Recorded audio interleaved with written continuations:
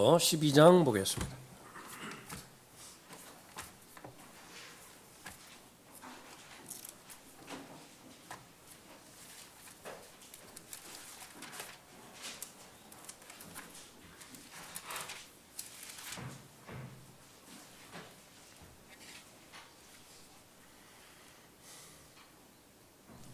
성경의 계시의 목적, 그 가운데 하나는 하나님께서 바라보실 때 나는 누구인가라고 하는 정체성을 보여주는 것입니다. 하나님께서 바라보시는 나를 성경의 관점에서 내가 발견할 때 하나님 보시기에 가장 합당한 삶을 살게 되는 것이고요. 또 하나님께서 바라보실 때 그것은 겸손한 사람이라 그렇게 바라보실 수 있습니다. 이 세상을 사랑하는 데 있어서 하나님께서는 능력이 필요하다고 말씀하십니다. 하나님과 동행하는 데 있어서도 능력이 필요하고요. 또 하나님의 동행을 방해하고 있는 죄로부터 승리를 해야 되는데 죄로부터 승리하는 데 있어서도 능력이 필요합니다.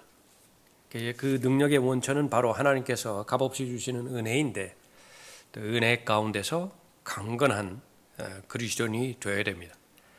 그런데 그 하나님의 능력의 원천을 따라가 볼 때에 그것은 바로 하나님께서 보실 때 내가 누구인가를 알고 확신하는 그 순간에 하나님의 능력의 원천을 내가 부여받을 수 있는 것이죠. 많은 나의 정체성에 대해서 말씀하시는데 그 가운데 청지기에 대해서 우리가 공부하고 있습니다. 우리의 몸도 하나님께서 맡겨주신 청지기의 직분의 의식을 가지고 우리가 살아가야 되고요.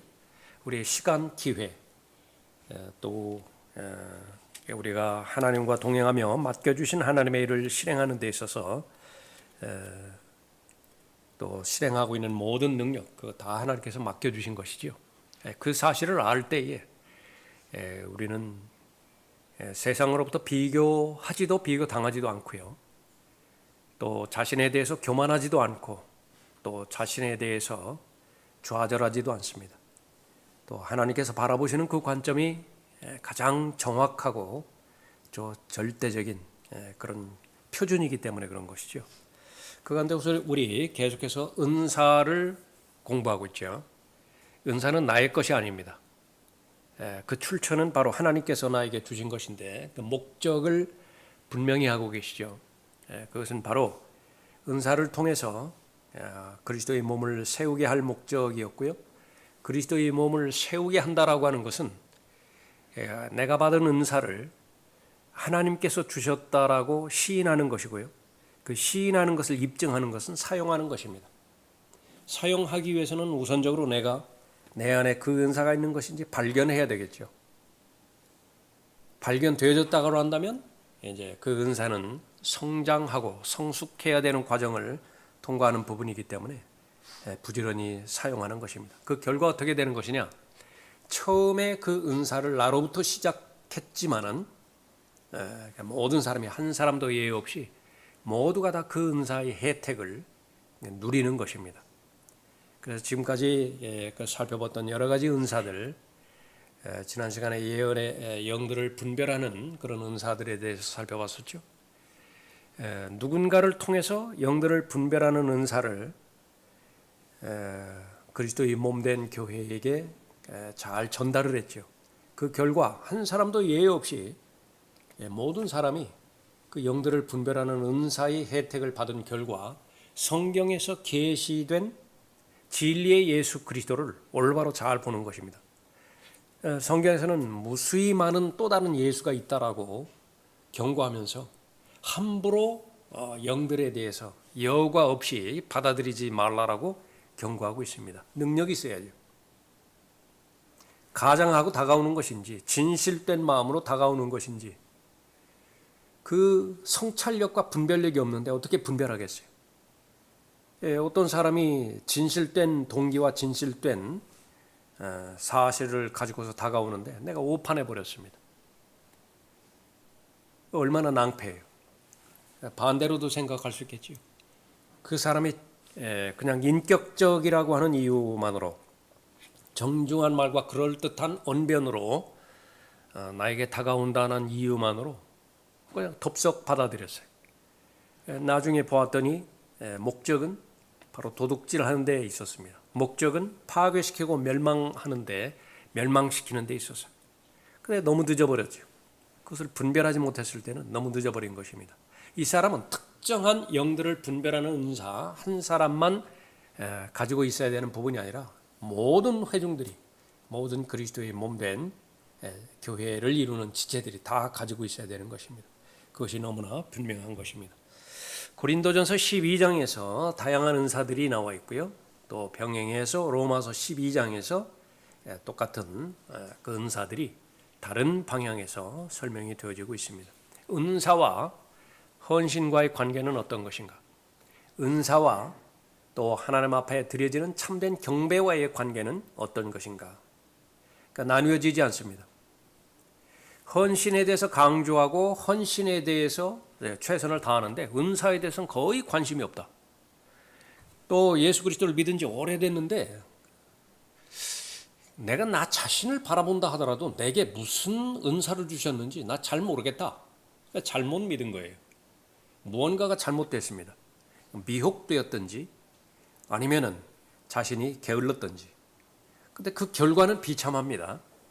결과는 항상 우리가 그 믿음의 그 결산을 했을 때에 거기에 후회가 없어야 돼요.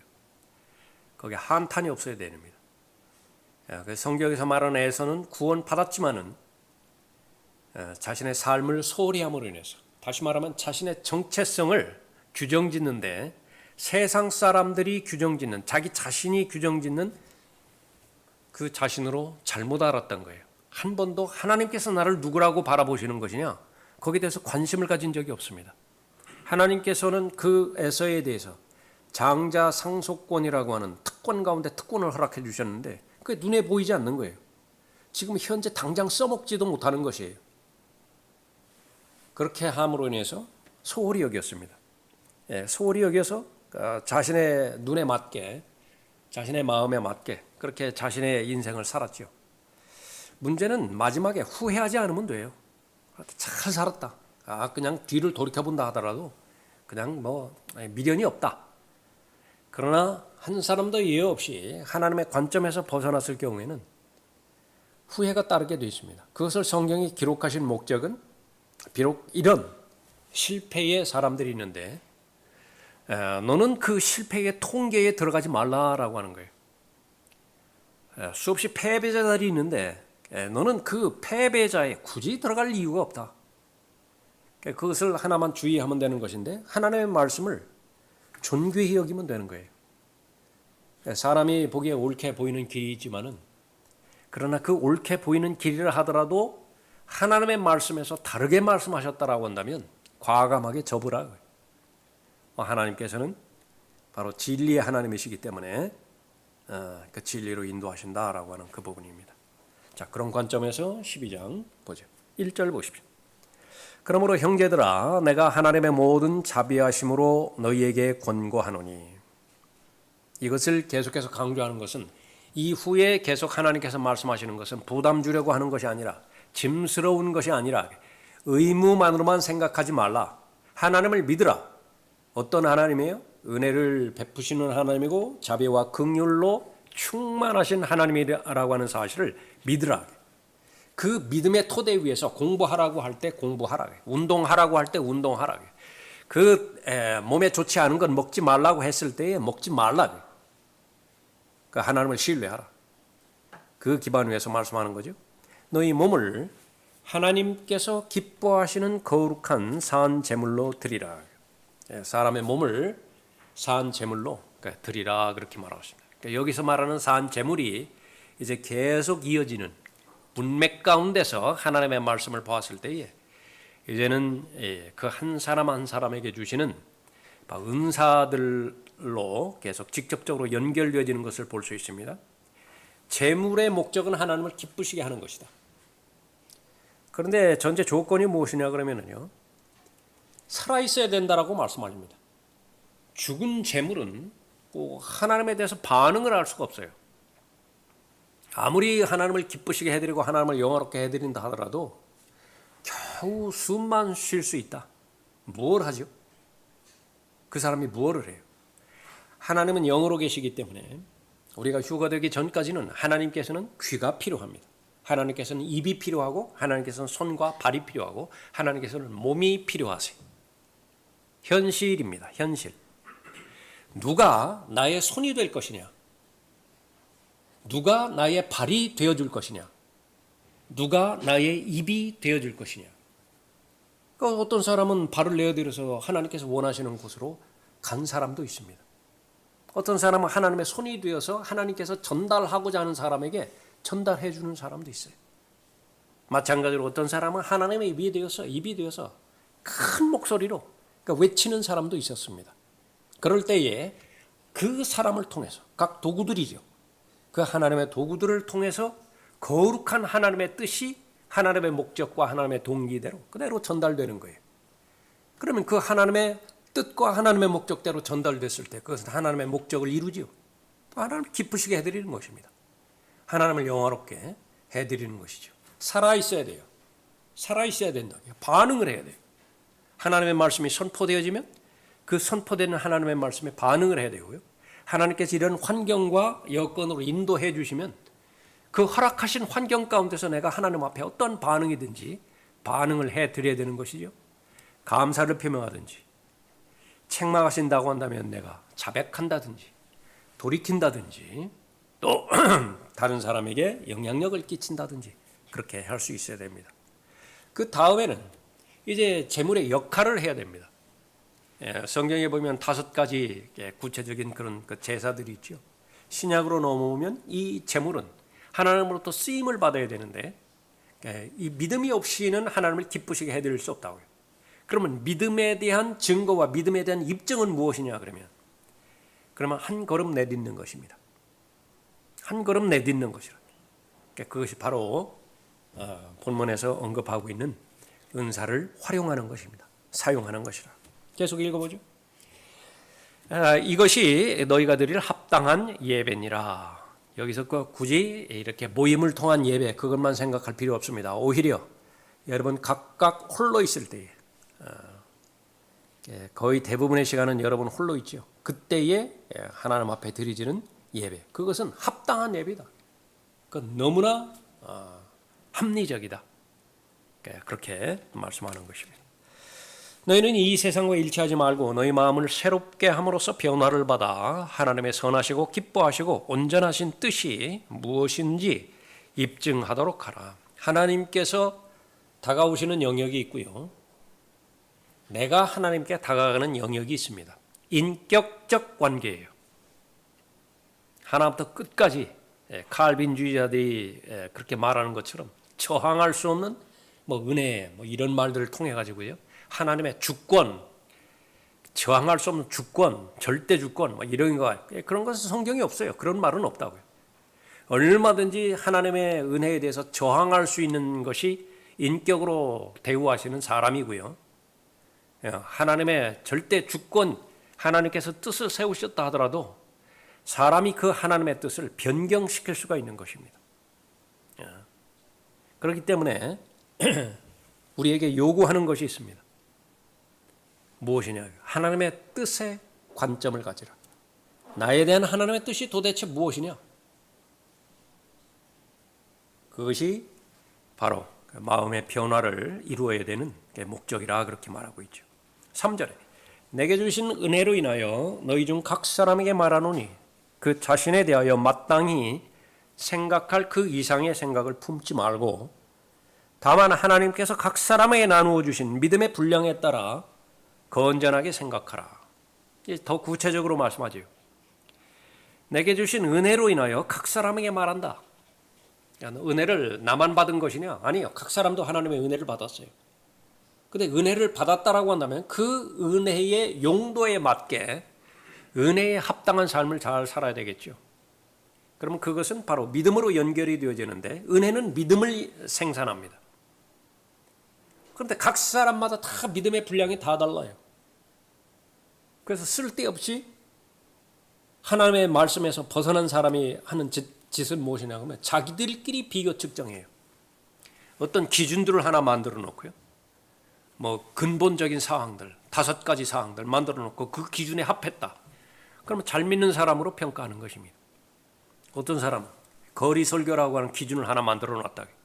그 거리 설교하는 사람은 거룩한 사람, 그러지 못한 사람은 미숙한 사람. 세상에 그런 게 어디 있느냐 그 말이에요.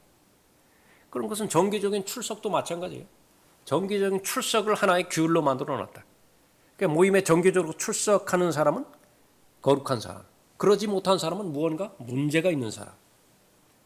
그러나 그것은 아니에요. 결과로서는 이야기할 수 있다. 결과로서는. 그러나 믿음이 형성되어지는 것은 사람의 외모가 아니에요. 사람의 형식, 사람의 행동이 아니라. 믿음이 형성되어지는 것은 사람이 눈에 보이지 않는 마음이라고요. 마음의 믿음이 형성이 되어지는 것입니다. 그래서 각 사람마다 믿음의 분량이 다 달라요. 그래서 서로 비판하지 말고 판단하지 말라라고 하는 것입니다. 그러니까 우리가 오해하지 말아야 될 것은 비진리와 거짓과 미혹하는 자들에 대해서는 반드시 공개적으로 비판을 해야 되죠. 그건 그냥 놔두면은요, 그냥 한 사람의 희생에서 그치는 것이 아니라 수많은 사람들을 2배나 더 악한 지옥의 자식으로 만들기 때문에 그래요. 그런데 그 사람들 가운데 누구냐면 나의 친구도 있거든요. 나의 부모도 있다고요. 또 친척 관계가 아니라 하더라도 하나님 보시기에는 모두가 다 소중한 혼들인데 그 혼이 영원히 멸망당하는 그 패배의 늪으로 계속해서 빠져나가는데 그것을 보고 방치할 수 있는 정상적인 사람은 없다고요. 우리가 삶을 살아가는 데 있어서 그것이 위험한 곳이라고 한다면 어린아이가 뭣도 모르고 아장아장 그렇게 걸어간다고 하면 그냥 팔을 낚아챈다고요. 절대로 놔두지 않아요. 세상 사는 이치도 그런데 영원에 관련된 부분에 있어서 진리가 아니면 영원한 멸망으로 이끌 수밖에 없는 것인데 그것을 모른다면 할 수 없어요. 근데 알면서도 방치한다? 그거는 아니라고 말이죠. 그러나 로마서 14장에서 언급하는 것처럼 형제의 믿음에 대해서는 절대로 판단하지 말라 그렇게 말하는 거예요. 왜요? 그 형제를 하나님께서 받으셨다고요. 비록 작아 보이는 믿음이라 하더라도 그 작아 보이는 믿음을 하나님께서 귀히 받으신 거예요. 근데 네가 뭔데?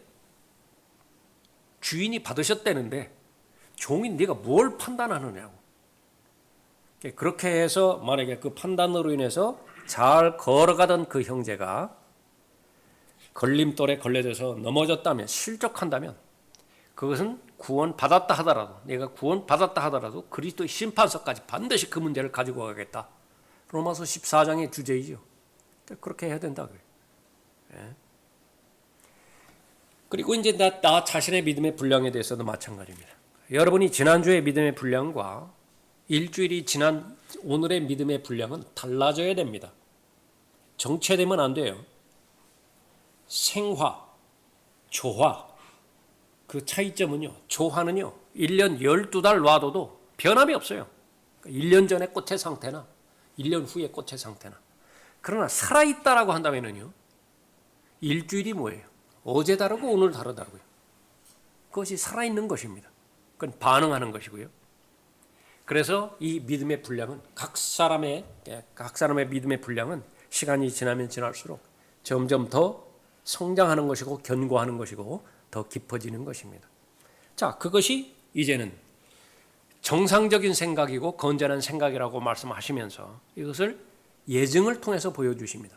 그러면 나는 하나님 앞에 합당한 경배를 드리는 참된 경배자로서의 매일매일을 살아가는 사람인 것인가?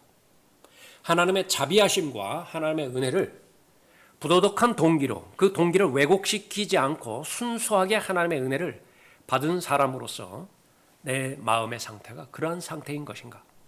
나는 하나님께서 나를 하나님을 거룩하게 여기는 산 제물로 그렇게 바라보시는데 나도 나의 정체성을 산 제물로 바라보는 것인가? 4절에 보십시오. 우리가 한 몸에 많은 지체를 가졌으나 모든 지체들이 다 같은 기능을 가진 것이 아니니 이와 같이 우리 많은 사람이 그리스도 안에서 한 몸이 되어 각 사람이 서로의 지체가 되었느니라. 그래서 이 몸의 머리는 예수 그리스도이십니다. 예수 그리스도를 개인의 구주로 믿고 마음에 영접하면 그 순간에 성령 하나님께서 아담 안에 있던 나를 예수 그리스도 안으로 옮겨주시죠. 성령으로 침례를 주시는 것입니다. 그 순간에 수십 가지의 일들이 동시에 일어나는 것인데 바로 나의 이름이 하나님의 생명책에 기록되어지고 나의 신분이 하나님의 아들로 입양되어질 뿐만 아니라 하나님의 아들의 신분, 하나님의 아들의 권세를 얻게 되는 것이지요. 그 가운데서 하나님의 관심은 거듭난 사람은 모두가 다 어린 아기라고 말씀하십니다. 아담은 어린아이의 시절이 없어요. 청소년기의 시절이 없습니다. 그냥 단번에 예수 그리스도처럼 완성품으로 창조되었어요. 33세에 완성된 인격으로 창조가 되었는데 거듭난 그리스도는 그것이 아니에요. 어린 아기로 창조가 되었습니다. 그래서 어디까지 자라가야 되는 거냐면 그 33세 반에 해당되는 예수 그리스도의 충만하심의 장산 분량에까지 계속 자라가야 됩니다. 그러기 위해서는 어떻게 되는 것이냐? 계속 성장해야 돼요. 계속 자라야 됩니다.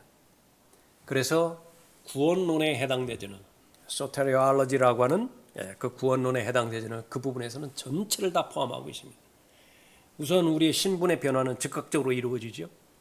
마귀의 자녀에서 하나님의 자녀로 단번에 이루어집니다. 한 번만 이루어지면 그것은 반복되어지지 않아요. 지옥의 형벌로부터 지옥의 형벌을 받게 되지는 영원한 정죄로부터 완전히 자유롭게 되어지는 거예요. 마음으로 영접하는 순간에. 또 그 구원받은 그 하나님의 자녀는 평생을 통해서 계속 구원받아 갑니다. 거듭난 영이 예수 그리스도의 영광스러운 몸과 그렇게 합해질 그때까지는요, 계속해서 온전한 사람으로 성장해야 돼요. 그러기 위해서는 하나님의 말씀을 섭취를 해야 되고, 하나님과 교제를 해야 되고, 또 하나님의 그 말씀에 따라서 자신이 경건에 이르는 훈련을 부지런히 그렇게 행하게 되어지는 것입니다. 그러면은 그 어린아이의 생각이 이제는 예수 그리스도의 생각으로 점차 무장되어져 가고 있습니다. 어린아이 상태에서 예수 그리스도의 상태로 성장하게 되어지는 것이요. 구원은 계속 구원받아가는 거예요. 그렇게. 또 어느 순간에 구원은 이제 완성이 되어지죠. 공중으로 예수 그리스도께서 하나님의 자녀를 데리러 오실 때에 이리 올라오라 말씀하시고 또 하늘로 초청하실 때에 구원받은 그리스도인들은 모두가 다 올라갈 때에 그때에 바로 우리를 그렇게 괴롭혔던 육신의 죄들의 몸 그 단번에 벗어버리고 하나님의 예수 그리스도의 영광스러운 몸으로 변모돼서 올라가는 것이죠. 그래서 단번에 이루어지는 구원은 두 가지가 있습니다. 하나는 예수 그리스도를 영접할 때에 이루어지는 혼의 구원이고요. 또 우리가 들림받아 올라갈 때 아니면 부활 때에 우리의 몸이 영광스러운 몸으로 변모되어지는 그때입니다. 그 두 가지는 순간에 이루어져요. 과정이 없습니다. 그러나 이 두 사이에 이루어지는 이 부분들은요, 계속 성장해 가는 과정입니다. 계속 구원을 이루어가는 과정이에요. 여러 가지로 설명하고 있습니다. 죄들로부터 승리해 가는 승리의 삶이라고 그렇게 언급하고 있고요. 성령의 능력으로 말미암아서 성령의 열매를 계속해서 맺어가고 있는 그런 그 과정이라고 그렇게 언급하기도 하고 있죠. 오늘 본문 말씀에서는 로마서 12장 말씀에 의해서는 그리스도의 몸 안에 속한 지체로서 유기체죠. 조직체가 아니에요. 조직체. 조직체와 유기체는 뭡니까? 심장에 무슨 이상이 있었고 혈관에 무슨 이상이 있었고 시술을 통해 가지고 그 스텐스 그렇게 그 삽입하는 거 있죠. 그 스텐스가 유기체예요, 조직체예요? 그건 물건이라고요. 그건 유기체가 아니에요. 그건 죽은 거라고요. 죽은 거. 그냥 기능만 거기다 빠져요. 그러나 심장이라든지 위라든지 폐라든지 이것은 살아있다고요. 그래서 받아들이면 내보낸다고요. 받아들이면 내보내고 자신의 역할들을 잘 감당하는 것인데 성경에서는 바로 알기 쉽게 구원받은 그리스도인은 이런 몸을 이루는 그 지체들이라 그렇게 말하고 있습니다. 6절에 보십시오. 그러므로 우리에게 주어진 은혜에 따라 가진 은사들이 다르니 예언이면 믿음의 분량대로 예언하고 또 섬김이면 섬기는 일로, 또 가르치는 자는 가르치는 일로, 권면하는 자는 권면하는 일로, 구제하는 자는 성실함으로, 지도하는 자는 근면함으로, 자비를 베푸는 자는 즐거움으로 할 것이니라. 사랑과 거짓에 사랑에 거짓이 없게 하라. 악을 증오하고 선과 연합하라.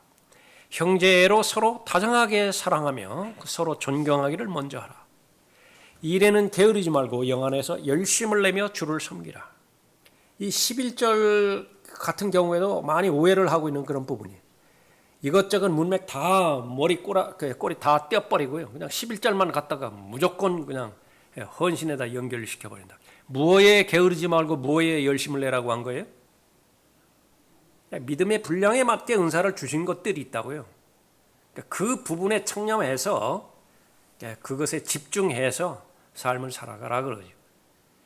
우리가 아는 것처럼 새벽잠 줄이고 밤샘하고 그렇게 열심히 사는 사람들도요, 하나님 보시기에 한없이 게을러 빠진 사람들이 있다고요. 그러나 세상적인 관점에서 볼 때 저 사람처럼 느슨한 사람이 없는데 정말 열심히 사는 사람이에요.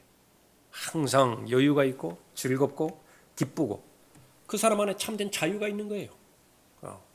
하나님을 기쁘시게 해드리니 나도 기쁘죠. 하나님께서 인정하시니 나도 자신감이 있죠. 무엇을 하든 사람의 평판과는 상관이 없어요. 그럴 때에 그 사람은 하나님 보시기에 참으로 부지런한 사람입니다. 자신의 삶의 우선순위를 정확하게 알고 우선순위에 따라서 잘 실행하고 있으니까 바로 그 부분들입니다. 자, 6절과 또 7절, 8절 이 부분에 있어서 고린도전서 12장에서 중첩되어지는 것들 많이 우리가 잘 살펴봤었죠. 그 가운데서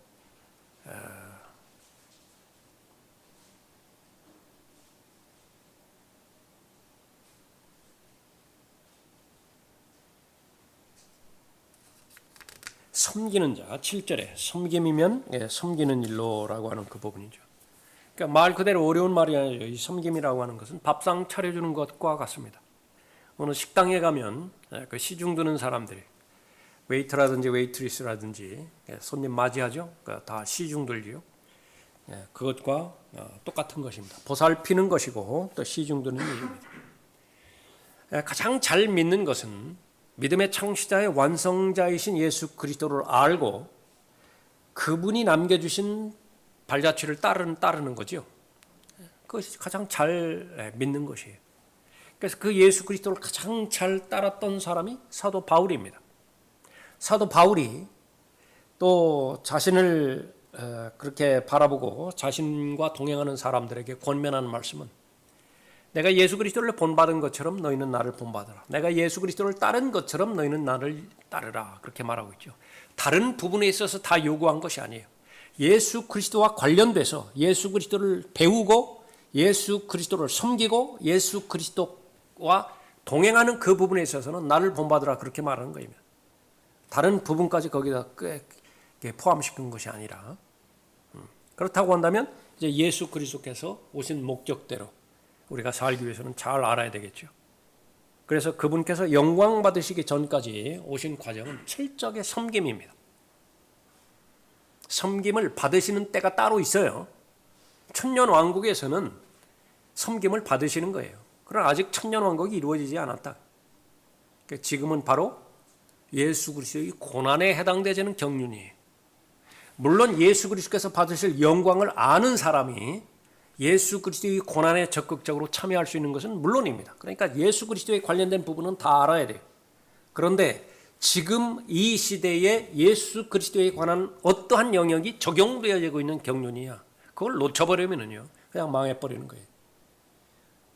어떤 사람은 계속 예수 그리스도의 영광에 대해서만 이야기한다. 어떤 사람은 계속 예수 그리스도의 희생에 대해서만 이야기한다. 그러니까 바람직스럽지 않아요. 그러니까 예수 그리스도 전체를 우리가 알고 믿어야 되는 거죠. 그 가운데 하나 섬김의 은사에 관련돼서는 바로 예수 그리스도께서 섬김을 받으러 오신 것이 아니라 섬기러 오신 것이지요. 그 섬김의 끝은 어디입니까? 자신의 마지막 한 부분까지 다 주는 거예요. 주는 겁니다. 주는 거. 자신의 생명을 많은 사람을 위하여 몸값으로 내어주셨다 그렇게 말씀하고 있죠. 그분은 진리 자체이시고요. 영생의 소망과 부활의 소망을 주시는 분이십니다. 그분은 승천하시면서 다시 오시겠다고 말씀하셨고 그 다시 오시겠다라고 말씀하신 그 부분은 신약 성경을 가득 메우고 계십니다. 그러니까 무엇을 하든지 예수 그리스도의 다시 오심과 관련이 있고요. 그 예수 그리스도의 다시 오심이라고 하는 산 소망을 내 믿음과 결합한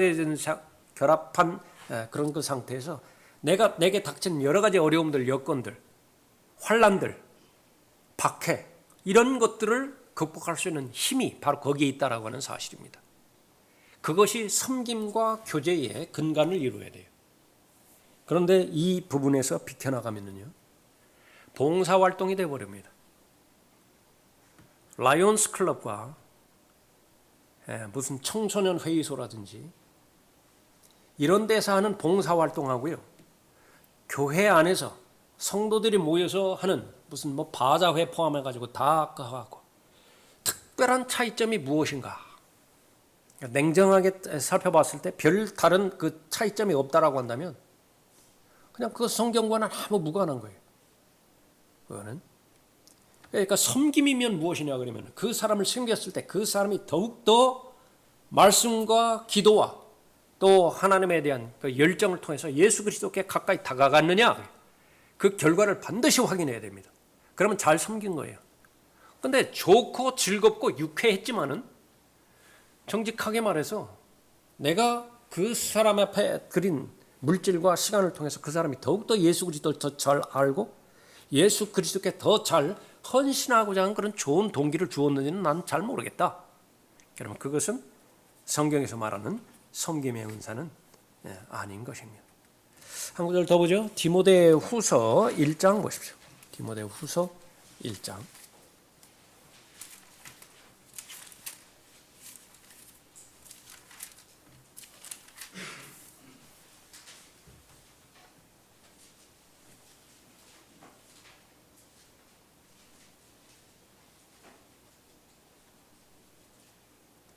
16절에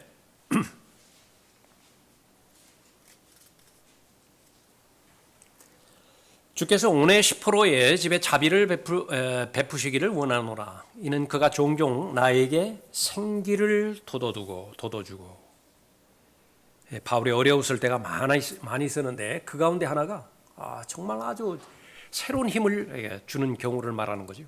근데 그 오네시포로예요. 이는 그가 종종 나에게 생기를 돋워주고 나의 사슬에 매인 것을 부끄러워하지 아니하였으며. 근데 같은 성도라고 처음에는 잘 출발을 했는데 이게 너무 부담스러워한다. 바울이 감옥에 갇혔어. 근데 그것을 극복하고 바울까지 감옥까지 가가지고서 면회를 신청해. 보는 사람들도 많고. 근데 이게 너무 부담스럽다. 시간도 없고 또 물질도 그렇게 여유롭지 않고. 그러나 이 오네시포로라고 하는 사람은 특별한 사람이냐? 가장 없는 사람이에요. 신분에 있어서도요, 내세울 것이 없다고요. 물질과 시간 역시 마찬가지죠. 그럼에도 불구하고 할 수 있어요. 할 수 있는 영역이 있다고요. 그 할 수 있는 영역에서 바울을 섬긴 것입니다.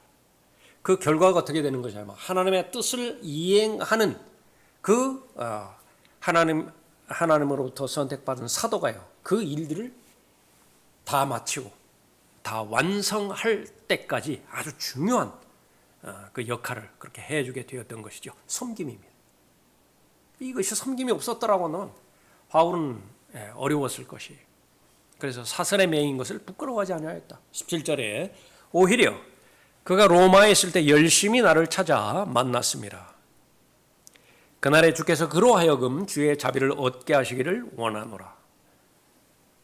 그가 에베소에서 얼마나 많은 것들로 나를 섬겼는지 내가 잘 아느니라. 그 섬김의 절정은 어디까지 가는 것입니까? 마음까지 전달이 될 때 그것은 참된 섬김이죠.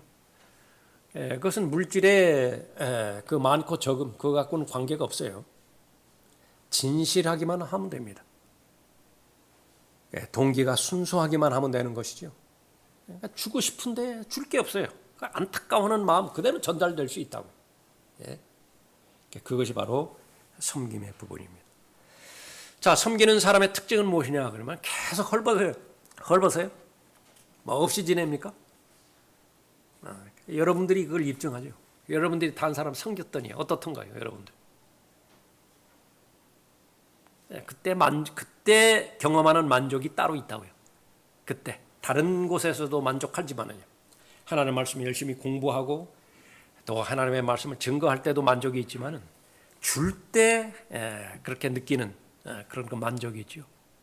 줄 때 섬길 때에 공유하는 그런 기쁨이 있는 것입니다. 성숙한 교회, 이것을 반드시 기억하는 교회입니다. 성숙한 사람 역시 마찬가지예요. 미숙한 사람은 어떻게 되는 것이냐. 어린아이와 같기 때문에 도대체 뭘 받았는지, 도대체 지금 내가 이렇게 존재하는 것이 누구 때문인 것인지 잘 몰라요. 그럴 수 있습니다. 유아기 때, 그렇죠? 철이 들 때까지, 그렇죠. 그런데 이게 아무리 두 번, 세 번 반복해도 철이 들고 남은 때가 훨씬 지났다고요. 그럼에도 불구하고 계속 자기중심적이에요. 뭐 그 사람한테 들어가는 거는 있는데 나가는 것을 본 적이 없어요. 그 사람한테는 일을 맡길 수가 없습니다. 하나님께서도 그렇고 정상적인 리더십에도 마찬가지예요. 그 사람이 얼마만큼 다른 사람에게 영향을 미치느냐, 그것이 또 하나의 평가의 기준이 되어지는 것입니다. 이 부분들이 성경에 기록되어 있지 않습니까? 이 오네시포라가 주었으면 얼마나 주었겠어요? 위로했으면 얼마나 위로의 말이 영향력이 있었겠습니까?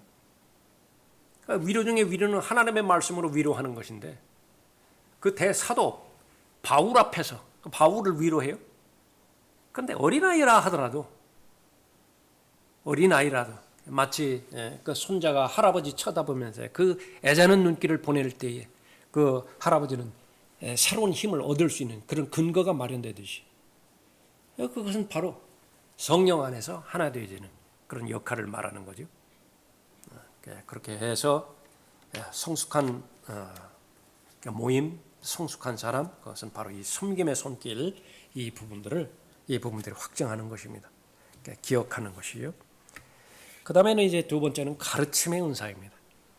그 가르침의 은사는 역시 마찬가지로 가르침의 은사를 받은 사람만 지식으로 무장되어 있으면 그런 것인가? 목회 사역에 아주 합리적이고 성공적인 목회 사역, 성경적인 사역은 무엇이냐 그러면은요. 특정하게 설교자만 아주 탁월하게 설교하고 설교자만 탁월하게 성경 잘 가르치고 설교자만 탁월하게 무슨 구령의 능력이라든지 상담의 능력이라든지 그래서 모든 회중들이 다 우러러보고 말이죠. 대단한 사람이라고 탁월한 하나님의 사람이라고 그렇게 따라오게 만든다. 제일 피곤한 사역이고요. 제일 어리석은 사역이에요. 왜? 혼자서 짐을 다 지고 간다. 하나님께서는 그 짐을 나눠지라고 말씀하셨잖아요. 그러니까 반대로 가장 효율적이고 가장 현명한 것은 뭐냐 그러면 시간은 좀 걸린다 하더라도 전 성도에게 올바른 성경 지식을 다 나눠주는 것입니다. 그래서 어느 시점이 되어서는 이제는 더 이상 목사 바라보지 않아요. 본인들이 하나님의 말씀만을 믿음과 실행에 있어서의 최종고리도 두고 그 다음에 본인이 그 영적인 근거 위에서 나아갈 길을 잘 나아가는 것입니다. 그 사람의 특징은 무엇이에요? 서로가 존중하는 것입니다. 다른 사람을 더 존귀히 여기는 거예요. 성경에 그런 사람들로 가득 차 있죠. 대표적인 것이 바울과 디모데입니다. 맨 처음 디모데 만났을 때 아무것도 몰랐다고. 하나부터 끝까지 가르쳐줘야 돼요. 하나부터 끝까지 본을 보여줘야 되는 것입니다. 점차 디모데가 성장하죠. 그럴 때 신뢰가 쌓입니다. 바울은 몸이 하나예요. 그런데 갈 곳이 여럿이라고요. 그런데 그 가운데서도 특별히 시급하고 중요한 부분이 있습니다. 제일 먼저 떠오르는 사람이 디모데예요. 디모데 보내면 내가 마치 그곳에 가서 설교하고 성경 공부하고 상담하는 것처럼 똑같이 그렇게 할 것이라고 하는 그런 확신이 있습니다. 믿음이 있습니다. 그렇게 해서 성장하죠. 바울은 계속해서 나이가 들어갑니다. 쇠약해져요. 노인이 되어갑니다. 죽을 날이 이제 가까워졌어요. 제일 그리운 사람이 누군가요? 처음에 자신이 복음을 통해서 낳은 아들입니다. 지금은 어떻게 됐어요? 자기의 목사이네. 바울의 목사가 디모데라고요. 왜 그렇습니까? 지금 필요하잖아요. 필요한데 누가 왔으면 좋겠어요? 그 디모데가 왔으면 좋겠다고요. 그러면 자신이 디모데를 만남으로 인해서 더 새로워지고 더 힘을 얻고 더 격려를 얻고 더 자신감을 그렇게 얻을 수 있는 것입니다. 그것보다 더 훌륭한 동역자가 어디 있어요? 시작은 어디서부터 있었던 것이요? 지식을 나눠준 거예요. 디모데후서 3장 15절부터 17절까지 내가 어릴 때부터 성경을 알았지 않았느냐? 그 성경이 너로 무엇을 해주었지? 구원받는 것으로부터 시작해서 그리스도의 충만하심에 장성한 분량에 이르기까지 유익한 모든 영역에 있어서는 성경이 다 유익함을 주지 않았더냐. 역시 마찬가지로 우리가 언제 죽을지 모르지만 언제 우리가 몸을 떠나서 주님 만날지 모르지만 그때까지 성경 그것을 마음에 두고 성경의 목적대로 살아라. 모든 선한 일에 철저히 구비되어질 하나님의 사람으로 되기 위해서는 성경이 필수적이다. 가르침이에요. 설교죠. 권면이죠. 또 그 말씀을 통해서 교제하는 것이죠. 교회에서 성경 공부 안 하는 교회 없죠. 한창 지금은 좀 지났지만 무슨 제자 사역이다 무엇이다 안 하는 교회가 없어요. 왜 그런 것이냐? 성장의 근간이라고 그렇게 말했기 때문에 그런 것입니다. 세상에 얼마나 많은 선생들이 있습니까? 세상에 얼마나 많은 교수들이 있어요. 오판하는 것은 세상에서 잘 가르친다고 해서 교회 와가지고 거기서 고등학교 교사했으니까 여기 와서 고등부 가르치십시오. 심지어 그 사람이 대학교에서 교수했으니까 여기 와서 무슨 한 자리를 그렇게 하십시오. 이거는 그 성경에 대해서 전혀 무지한 거예요. 이거는 은사라고요, 은사. 가르치는 영역은 세상 학문이 아니에요. 하나님의 진리의 말씀이죠. 진리의 말씀이 경력하고 무슨 상관이 없어요. 이 진리의 말씀이 그 사람이 세상에서 쌓은 스펙하고 무슨 상관이 있는 것입니까? 반드시 거듭나야 되고 거듭난 그 사람이 하나님을 두려워할 줄 알고 하나님을 존중히 여길 때에 하나님께서 그 사람에게 열어주신다고요. 하나님의 말씀을. 단 한 말씀을 계시해 주신다 하더라도 그 한 말씀이 그 사람에게 확신으로 다가오죠. 그래서 성경 교사의 특징은 뭐냐면 증거를 봐야 되는데 확신이 전달되더냐라고 하는 거예요. 확신이 확신을 낳는 거예요. 생명이 전달되더냐라고 하는 거예요. 그래서 그 가르침을 받은 그 사람이 정말로 하나님의 말씀에 대해서 더욱 구체적으로 마음을 더 집중하고 더욱더 하나님을 사랑하고 더욱더 자신의 믿음이 더 늘어나더냐. 그래서 그 전에는 쩔쩔매던 그 문제를 하나님의 진리의 말씀 가르침을 받고 난 후에는 아무렇지도 않은 듯이 그냥 넘어가더냐고 말이죠. 수레바퀴가 아주 작을 때 별것 아닌 구덩이에 한번 걸려들어 버리면요, 다른 사람이 도와주지 않으면 거기서 나오지도 못해요. 그러나 이제 점점 수레바퀴의 크기가 더 커지죠. 웬만한 구덩이는 그냥 넘어간다고요. 그 구덩이가 있었나 없었나 정도로 그냥 넘어간다고요. 교회 생활하면서 또 다른 사람들로부터 자주 상처를 받는 것은 바람직스럽지 않습니다. 그런 상처를 준 사람은 물론 100% 잘못한 사람이에요. 그러나 상처를 받는 쪽도 마찬가지예요.